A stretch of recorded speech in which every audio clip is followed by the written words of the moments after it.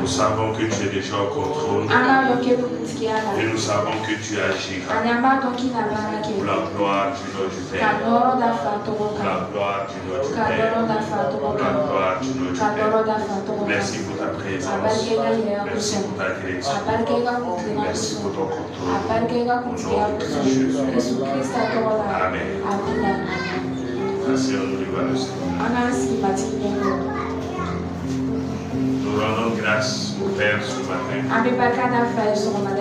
pour réellement ce qui a fait ses merveilles. Nous sommes au dernier dimanche du mois de mai. Et dimanche prochain, nous serons dans le mois de juin, qui va marquer la fin du premier semestre de l'année. Et c'est réellement un temps d'éveil. Ça doit être un temps d'interpellation. C'est pourquoi ce matin, je voudrais que nous voyions ces choses ensemble, afin que nous puissions gagner du temps. Nous rendons grâce au Seigneur pour tous ces bienfaits, ces merveilles. Ce thème de ce mois que nous avions commencé, qui nous parlait de la prière, et il nous est demandé de faire les prières ferventes et efficaces. Parce que ces prières ferventes et efficaces vont débloquer des choses dans nos vies.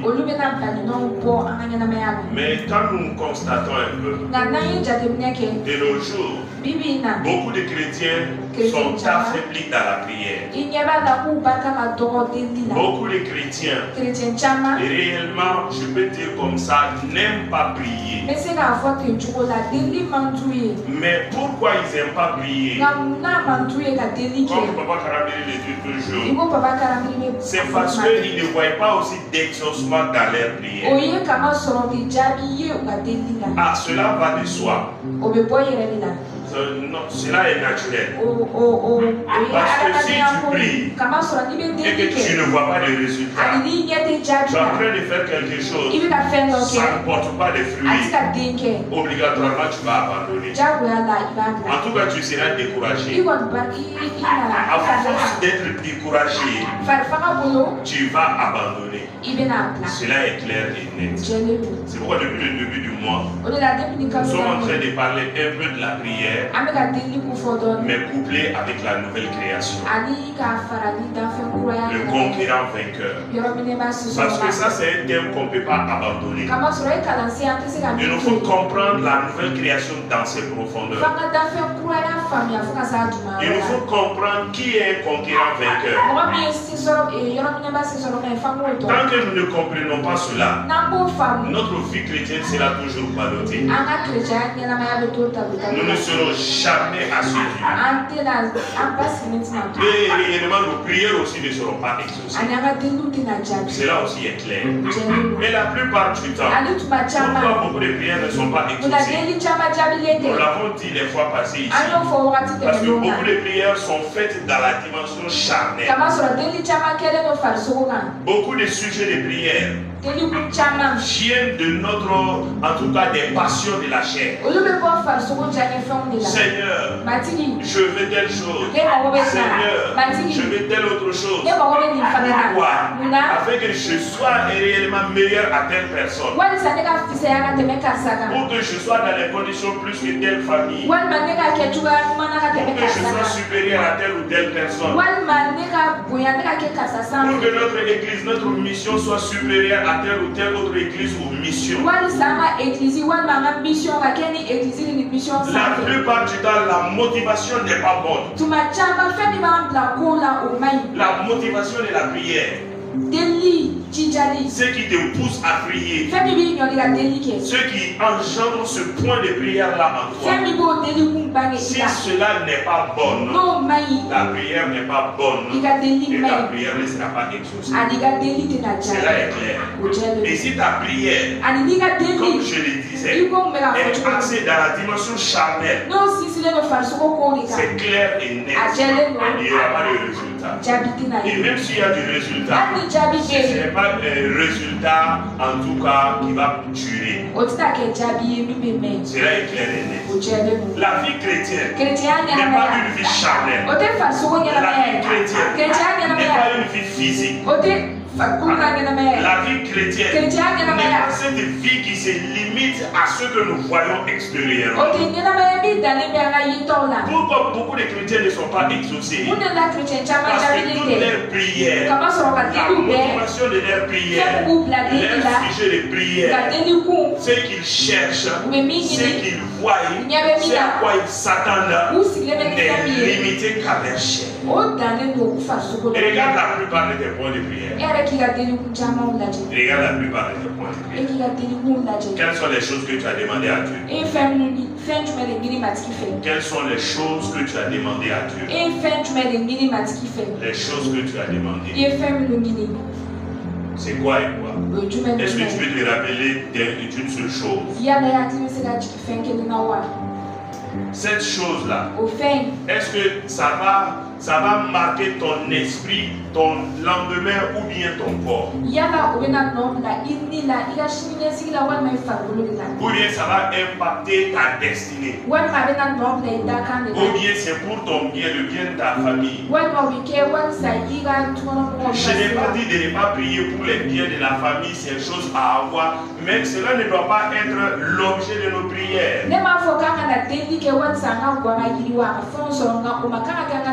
Si nos prières sont axées sur ces choses-là, cela voudrait dire que vraiment nous ne sommes pas encore arrivés. Comme je le disais, la nouvelle création, nous ne sommes pas encore allés dans les profondeurs. Allons dans notre passage de base du mois. Qui va nous rappeler ce passage? Le passage du mois de... Le passage du mois. C'est quel livre? Jacques. Chapitre. J'ai entendu toi. Au verset 5. Ok, le verset. Verset 13. Ok, gloire à Dieu. Amen. Bon, en réalité, c'est le verset 16, mais c'est moi qui ai commencé à partir du verset 13. Parce que je voudrais que nous puissions mieux comprendre. Et dimanche passé, nous avons parlé de ces versets sans réellement toucher la prière. Amen. Je voudrais que nous comprenions ces choses au préalable. Il est dit là-bas, quelqu'un parmi vous est-il dans la souffrance? Il prie, le verset 13, Jacques 5, 13. Quelqu'un est-il dans les souffrances qu'il prie? Quelqu'un est-il dans la joie qu'il chante des cantiques? Quelqu'un parmi vous est-il malade qu'il appelle les anciens de l'église? Et que les anciens prient pour lui en loignant d'huile au nom du Seigneur. La prière de foi sauvera le malade. Et le Seigneur le rédémira. Et s'il a commis des péchés, il lui sera pardonné. Confessez donc vos péchés les uns aux autres. Et priez les uns pour les autres, afin que vous soyez guéris. La prière fervente du juste a une grande efficace. Nous avons vu ces passages-là sans nous axer sur la prière. Maintenant, tu regardes chaque verset. Le verset 13, il est dit que la personne prie. Ou bien la personne chante. Ça aussi, c'est une prière. Verset 14, qui appelle les anciens de l'église. Et que les anciens de l'église fassent quoi? Ils prient. Donc, question de prière. Verset 15, la prière de foi sauvera le malade. Encore une question de prière. Et verset 5 aussi, verset 16. Confessez donc vos péchés les uns aux autres, afin que vous soyez et priez. Vous voyez, il y a question de prière. La prière fervente du juste a une grande efficace. Et le dimanche passé, nous avons parlé de quoi? De se mirer dans le miroir de Dieu. De se mirer dans le miroir spirituel. Donc, la parole de Dieu, c'est le miroir. Et nous avons vu ces passages-là. C'était pour nous préparer afin que nous puissions comprendre que la prière ne doit pas être faite pour être faite. Ici, il est dit quoi? Au verset 16, confessez donc vos péchés les uns aux autres et priez. Et prier. Ça veut dire quoi? Avant de prier, il faut régler la question du péché là. Il faut régler la question du péché. Comment est-ce que ça se passe? Comment est-ce que tu es devant le Seigneur? Même dans l'ancienne alliance, pour entrer dans le temple, il fallait prendre l'ablution.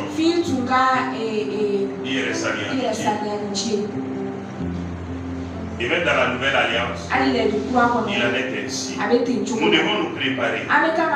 Nous devons confesser nos péchés. Nous devons être en tout cas à un état d'âme vraiment qui peut entrer dans la présence du Seigneur. Et si nous continuons maintenant, le verset 17, il est dit là-bas, Élie était un homme de la même nature que nous. Il pria avec instance pour qu'il ne plût point et il ne tomba point de pluie sur la terre pendant 3 ans et 6 mois. Puis il pria de nouveau et le ciel donna de la pluie et la terre produisit son fruit. Mes frères, si quelqu'un parmi vous s'est égaré loin de la vérité et qu'un autre l'y amène, qu'il sache que celui qui ramènera un pécheur de la voie où il s'était égaré sauvera une âme de la mort et couvrira une multitude de péchés.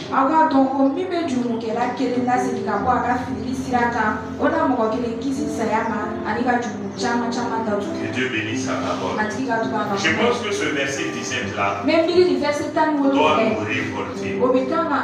La Bible commence par ceci. Il dit Élie était un homme de la même nature que nous. Ça veut dire quoi? Élie avait les mêmes souffrances que nous. Il passait par les mêmes épreuves que nous. Nos conditions étaient souvent pareilles. Je lis dans l'autre version. Il est dit là-bas, Élie était un homme sujet à des semblables infirmités que nous. Les infirmités que tu as aujourd'hui, les infirmités que tu peux avoir aujourd'hui, quand on dit infirmité, ça veut dire les manquements, c'est-à-dire les choses auxquelles souvent tu es confronté. Souvent les choses qui essaient de prendre le dessus sur toi. Les choses par lesquelles tu passes. Donc Élie aussi passait par les mêmes situations. Mais qu'est-ce que Élie a fait dans tout cela? Élie a pu prier. Élie n'était pas une nouvelle création. Élie n'était pas appelé un enfant de Dieu. Élie n'était pas réellement ce conquérant vainqueur. C'est pourquoi vers la fin même, il va fuir. Il va dire à Dieu de le tuer lui-même, que lui il n'en peut plus parce qu'il y avait la dépression. Mais si Élie, avec ses manquements, Élie, avec ses infirmités, Élie, avec ses problèmes, la Bible ne nous dit pas s'il était marié ou pas. En tout cas, on ne le sait pas, la Bible ne nous dit pas ça. Mais c'est bien sûr, si tu vas faire des recherches, tu vas trouver. Mais les infirmités par lesquelles nous passons aujourd'hui, les manquements que nous pouvons avoir aujourd'hui, des choses qui peuvent nous donner des insomnies aujourd'hui, Élie aussi passait par les mêmes. Et regardez Élie, je veux dire que pour Élie, en tout cas, Élie même a demandé la mort. Mais toi, tu n'as pas demandé la mort. Tu n'as pas demandé à Dieu de t'enlever. Ou bien, comment tu as une fois fait ça? Tu as dit à Dieu de te tuer. Parce que c'était trop difficile.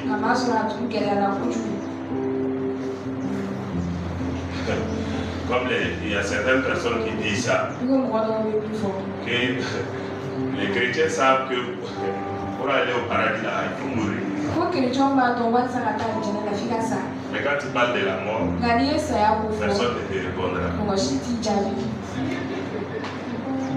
Même l'apôtre Paul, quand Dieu lui a fait des révélations, des très grandes révélations, il disait aux gens, j'ai envie de partir au ciel, mais j'ai envie de rester avec vous aussi.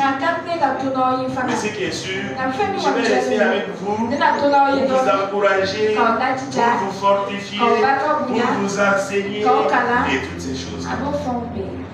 Donc vous voyez Élie, Élie passait par les mêmes difficultés. Il y avait les mêmes souffrances.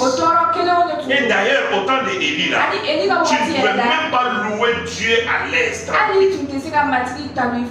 Il y avait 400 prophètes qui s'étaient cachés pour louer Dieu, adorer Dieu, servir Dieu. Mais parmi toutes ces personnes-là, parce que l'Éternel n'était plus adoré réellement en Israël. Parce que les gens, le peuple de Dieu n'était plus là à chercher Dieu encore. La loi de cette nation aussi ne leur permettait pas. Akab ne leur permettait pas.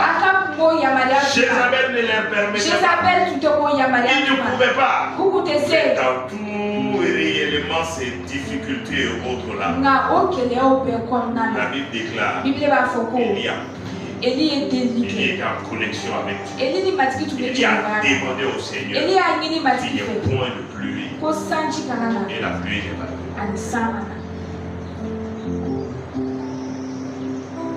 Nous sommes des nouvelles créations. Supérieures à l'ancienne création. Nous sommes appelés des enfants de Dieu. Nous sommes appelés des fils de Dieu. Normalement, nous, notre prière doit faire plus d'effet que la prière. Mais quand on essaie de voir, aujourd'hui même, comme nous le disions, beaucoup d'enfants de Dieu n'aiment même pas prier. Pourquoi? Parce que les prières ne sont pas exaucées. Parce que les prières aussi sont faites dans la dimension charnelle. Nous avons dit Dieu est esprit. Pour l'adorer, il faut l'adorer en esprit. Pour le louer, il faut le louer en esprit. Pour le prier, il faut le prier en esprit. Toi, tu ne pries pas en esprit. Il ne s'agit pas de parler en langue.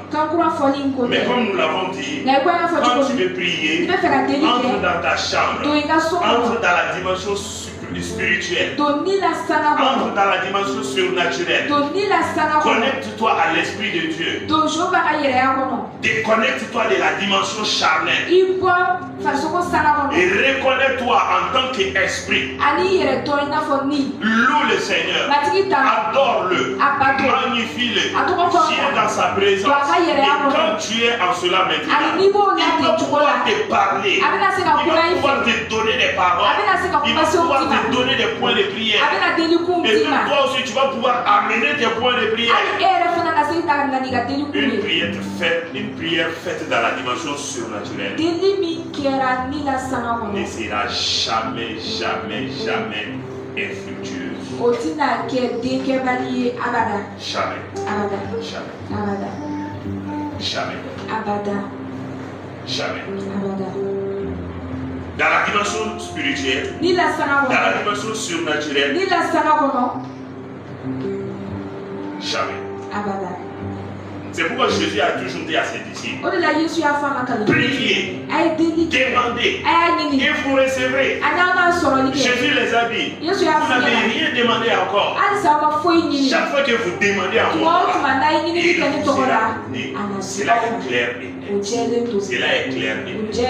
C'est pourquoi Jésus a dit que lui, il est toujours exaucé. Devant réellement le tombeau de Lazare, lui, il est toujours exaucé. Pourquoi? Parce que si lui, il prie, lui, il rentre dans la dimension supérieure. Lui, il ne prie pas dans la chair, par émotion. Et quand tu pries, nous le disions dans ces vendredis-là, c'est ça. En fait, souvent ces choses-là sont un peu complexes. Quand la personne n'est pas dans la dimension surnaturelle, dans la dimension spirituelle, c'est compliqué. Parce que quand tu rentres là-bas et que tu pries dans la dimension surnaturelle, naturel, là, ce que tu es en train de demander là, tu vas commencer à voir. Ce que tu ne vois pas, tu ne peux pas recevoir cela. Dans ta prière, quand tu es en train de prier, c'est pourquoi je dis, beaucoup de personnes prient dans la dimension naturelle. Tu vois beaucoup de chrétiens dans la prière. Oh Jésus, je te supplie, Jésus, oui, je te supplie, il ne faut pas m'oublier. Regardez les prières comme ça. Tu pries, tu es dans autre chose, tu pries, tes pensées ne sont pas là. Tu pries, ce que tu demandes même ne vient pas de Dieu. Tu pries, ta motivation n'est pas bonne. Tu pries, tu n'es pas tout entier à ta prière. Tu pries, mais en même temps, tu as un plan B. Quand Dieu ne fera rien, toi tu as ton plan B. Même si c'est moi Dieu, je ne veux pas t'exaucer. Même tu désires aller gérer avec ton plan. Quand tu pries, rentre dans la dimension spirituelle. Rentre dans la dimension surnaturelle. Manifeste et réponds ton cœur devant le Seigneur. Montre ton sérieux à Dieu. Pourquoi il a été exaucé? Pourquoi il a été exaucé? Pourquoi il a été exaucé? Parce que il a prié de tout son cœur. Il a répandu son cœur devant Dieu. Ce qui s'est passé en Israël a dit Dieu. Ça, c'est pas normal. Et regardez la prière, le point de prière d'Élie. Il ne priait même pas pour lui-même, pas pour ses besoins, pas pour réellement sa famille, pas pour son travail, pas pour son ministère, pas réellement pour ses affaires, mais pour la cause de Dieu. Pourquoi Dieu ne va pas exaucer cela? Parce que Dieu n'était pas reconnu en Israël. Il a dit à Dieu, ça ne peut pas continuer. Dieu, je ne suis pas d'accord avec ça. Il faut que ça change. Il faut que les choses changent. Il faut que toi tu sois reconnu. Il faut que toi tu sois adoré. Il faut que tu sois connu en Israël. Il était devant Dieu. Et il dit, lui il est l'homme qui se tient devant l'Éternel. Lui, il est l'homme qui se tient devant l'Éternel. Lui, il se tient devant l'Éternel. Et quand il se tient devant l'Éternel, ça veut dire quoi? Il vient dans la présence de Dieu. Il parle avec Dieu. Dieu aussi le parle. Il gère les choses ensemble. Il est toujours en communion avec Dieu. C'est pourquoi Dieu lui a dit, va dire à Akab, comme tu as prié, comme tu as cherché ma face, comme tu veux que ma volonté s'accomplisse, tu n'as pas cherché ton propre bien, tu n'as pas cherché ton salut à toi, que tu sois sauvé des autres là. C'est pourquoi va dire à Akab, il ne pourra point de pluie. Dis à Akab que tu as fermé les ciels. Un homme qui n'était pas une nouvelle création, qui n'était pas appelé un enfant de Dieu et qui n'était pas réellement ce conquérant. Mais toi et moi, nous sommes des conquérants. Nous sommes la nouvelle création. Nous sommes les enfants de Dieu. L'Esprit de Dieu n'habitait pas en nous. L'Esprit de Dieu habite à toi aujourd'hui. Pourquoi? Pourquoi? Nos prières doivent être exaucées. Nos prières doivent impacter. Ne prends pas tes faiblesses. Ne parle pas de ces péchés-là. Ne parle pas de ces événements-là. Ne parle pas de ces manquements-là. Ne parle pas de ces faiblesses-là. Élie avait les mêmes choses. Et tu as une solution à cela. C'est pourquoi il est dit ici, du verset 13 au verset 16 là, de confesser ses péchés, de demander pardon au Seigneur, afin qu'il n'y ait point de barrière dans ta prière. C'est pourquoi le dimanche passé, le Seigneur nous a dit de nous mirer dans son miroir. Et regardons-nous dans son miroir. Est-ce que nous sommes saints devant lui? Est-ce qu'il n'y a pas de péché en nous devant lui? Est-ce qu'il n'y a pas de blocage, de barrières en nous? Est-ce que réellement vraiment l'état de notre cœur est réellement propre à s'avancer devant lui. Est-ce que nous sommes des hommes et femmes capables de nous approcher, entrer dans sa présence? C'est la parole de Dieu qui va te donner cette réponse. Quand tu vas lire la parole de Dieu, elle va te dire, regarde-toi dans ton cœur. Il va te rappeler par le Saint-Esprit, il y a telle chose, il y a telle chose, ta relation avec tel frère, avec telle soeur, avec telle personne, il revoit cela. La communion avec ma personne. Il va te parler, il va te parler, il va te parler. Tu te verras dans le miroir de Dieu. Si tu as réglé ces choses-là, tu pourras prier. Mais avec ces fardeaux sur toi, avec ces fardeaux, tu viens. C'est compliqué. C'est compliqué. C'est compliqué. Sinon la prière faite dans la dimension surnaturelle où la personne est réellement s'est mirée dans le miroir de Dieu, cette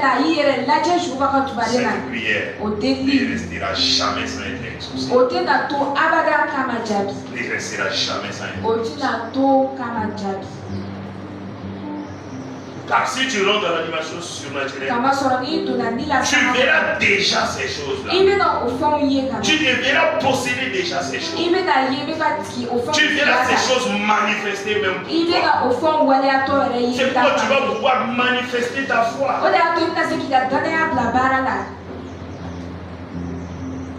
Tu vas manifester ta foi. Mais si tel n'est pas le cas, nos prières traditionnelles là, on vient devant le Seigneur, 2 minutes, 3 minutes, tu as prié, et tu t'en vas, tu sors. Tu as fait quelque chose. Il faut comprendre ceci. Alors dans Matthieu chapitre 7, dans la nouvelle alliance, comprendre, il y a plusieurs dimensions de la prière. Comme Papa Karameri l'a enseigné, il dit il y a l'école de la prière. L'école de la prière. Il y a beaucoup de chrétiens, au début de leur foi là, chaque fois qu'ils priaient simplement là, 2 minutes, 3 minutes, et il y avait l'exaucement. Et au fur et à mesure, ils ont vu que ça commence à se compliquer. Ils ont ajouté le jeûne difficilement. Oui, ils ont ajouté ça, mais difficilement. Mais avec tout ça, quand même, ils prennent leur courage un peu. Souvent, ils ne voient pas d'exaucement. Souvent, c'est pourquoi beaucoup aussi sont affaiblis dans la prière. Matthieu 7, 7.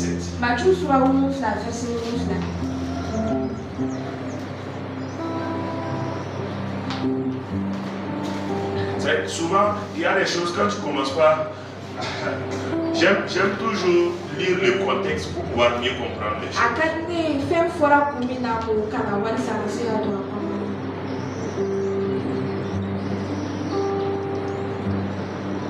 Jésus était en train de parler à ces pharisiens-là, à ces peuples. Après, il va dire maintenant au verset 7. Il dit demandez et l'on vous donnera. Ça c'est le premier niveau, ça c'est le premier cycle de l'école de la prière. Ça c'est les bébés, les nouveaux-nés, le nouveau croyant. Le bébé fait quoi? Quand il a faim.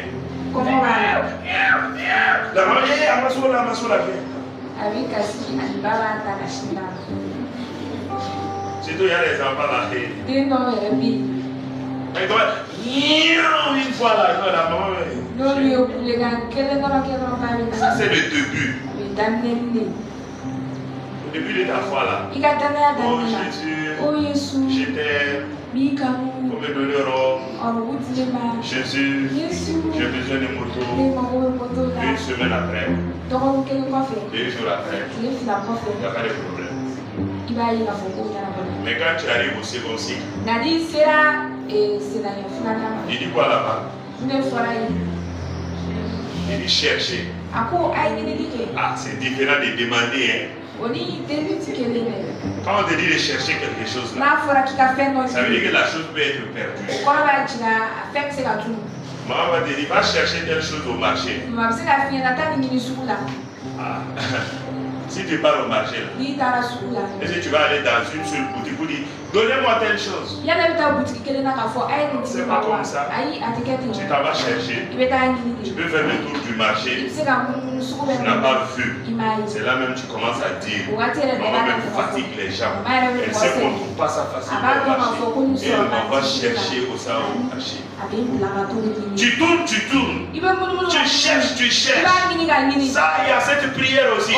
Ça, c'est après la conversion. Quand tu commences à grandir, quand tu commences à comprendre les textes, quand tu commences à connaître qui est la nouvelle création, en ce moment-là, tu vas demander, Dieu va te dire, toi-même, va chercher. C'est là où tu dois commencer à entrer dans la dimension surnaturelle spirituelle. Tu dois commencer à connaître qui tu es. Je ne suis pas réellement que cette chair-là. Je suis esprit. J'ai une âme en moi. Je sais, la vie chrétienne là, ce n'est pas la vie naturelle physique, mais c'est une vie spirituelle. Si je dois avoir quelque chose, je dois posséder la chose dans les règles spirituelles d'abord. Je dois prendre les choses là dans les règles, dans la dimension surnaturelle. Je ne peux plus me contenter à dire, oh Dieu, donne-moi ça. Dieu, vois ma situation. Dieu, si tu ne regardes pas, ça va pas. Non. Ça ne marche plus. Ça ne marche plus. Tu dois chercher à savoir qu'est-ce qui est là, quelle est sa valeur, quel est son prix, comment je vais l'avoir. Il me faut travailler ici, il me faut me battre ici, il me faut me tenir ici, dans la puissance de la croix. Ma guérison là, je sais, le Seigneur Jésus a été flagellé, comme il a été frappé là. Ça c'était pour ma maladie. Alors s'il a été flagellé, je refuse de tomber malade. Je refuse cette maladie. Je rejette cette maladie. C'est pour ma maladie. Je te commande au nom de Jésus. Dégage de mon corps. Ça c'est chercher. Là, toi-même tu t'en vas chercher ta guérison. Toi-même tu t'en vas chercher ce que tu es en train de te demander. Dieu te montre comment la voir. Dieu te montre comment tu dois l'acquérir. La prière est une école. Et beaucoup de chrétiens aujourd'hui, c'est limite à la première partie.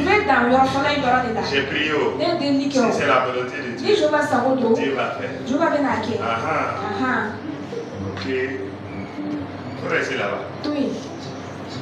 Il faut rester là-bas. C'est pas sa volonté. Sa volonté n'est pas que tu sois guéri. Sa volonté n'est pas que tu te maries, que tu aies un enfant. Sa volonté n'est pas que tu annonces la bonne nouvelle. Sa volonté n'est pas que voilà, tu puisses en tout cas monter spirituellement. C'est pas sa volonté. Ce n'est pas sa volonté. Ok. C'est sa volonté. Mais pourquoi ça se manifeste? Voilà. Tu n'es pas en train de chercher. Tu es en train de demander. Il y a une différence entre demander et chercher. On ne va pas entrer dans les profondeurs. Bon, vous voyez, ça c'est chercher. Bon, imaginez-vous maintenant. Il y a un troisième niveau. Ça fait combien d'années tu es dans l'église? Toi, tu veux toujours que ça soit première année, premier cycle, demander. C'est pourquoi tu es fatigué. C'est pourquoi tu n'aimes pas prier. C'est pourquoi tu ne veux pas prier. Parce que tu ne veux pas payer les prix. Tu ne veux pas payer les prix. Tu Tu penses que dans Jacques, le passage que nous avons lu là, tu penses qu'Élie a prié un seul jour? Tu penses qu'Élie a fait sa prière là, que c'était demandé? C'était cherché simplement. C'était le troisième niveau. La Bible déclare que la pluie revienne là. Élie a prié. Élie s'est prosterné. Il a mis sa tête entre ses genoux. Et il a prié. Il a prié. Il dit à son serviteur, va voir s'il y a quelque chose. Son serviteur s'en va regarder. Il dit, patron, il n'y a rien. Il a prié encore. Il a prié encore. Il dit, Dieu, c'est toi qui m'as envoyé. C'est toi qui m'as dit d'aller dire qu'il va pleuvoir. Donc il faut que la pluie la vienne. Je sais qu'il y a la pluie. Avant de dire ça, quand Élie parlait même à Akab là, il a dit à Akab, descends, va à la maison, va manger, parce que j'entends, je vois la pluie.